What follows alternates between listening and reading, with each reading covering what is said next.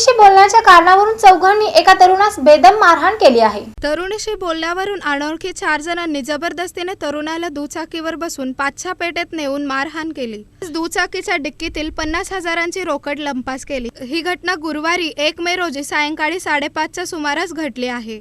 या प्रकरणी त्या चौघांविरुद्ध सदर बाजार पोलीस ठाण्यात गुन्हा दाखल केला आहे। त्यापैकी तिघांना पोलिसांनी अटक केली आहे। आयन सैफन मुचाले वय 19, फैजल मुश्ताक शेख वय 22, शाहिद निसार नदाफ वय 21 अशी अटकेत असलेल्यांची नावे आहेत। यातील फिर्यादी संकेश संतोष परदेशी वय 26 राहणार दक्षिण कसबा चौपाड सोलापूर हा त्याच्या मैत्रिणीस भेटायला 7 रस्ता परिसरातील पिझ्झा हट मध्ये गेला होता। तेथून दोघेही बाहेर पडताना अनोळखी चौघांनी तिच्याशी का बोलतो अशी विचारणा करत लाथाबुक्क्यांनी त्याला मारहाण केली। तेव्हा संकेत हा त्याचा मित्र मनोज कुमार याला फोन करून याबाबत सांगत असताना आरोपींनी त्याचा मोबाईल हिसकावून घेतला। तसेच दुचाकीची चावीही घेऊन त्याला जबरदस्तीने दुचाकीवर बसवले। पाच्छा पेठेतील इक्बाल फॅशनच्या पुढील गल्लीतील मदर शाह जवळ नेले। तेथे त्याला मारहाण केली। त्यानंतर त्याने डिक्की उघडून पाहिले असता त्यातील 50,000ची रोकड गायब केली होती। या प्रकरणी सहाय्यक पोलीस निरीक्षक सारिका जगताप तपास करत आहेत।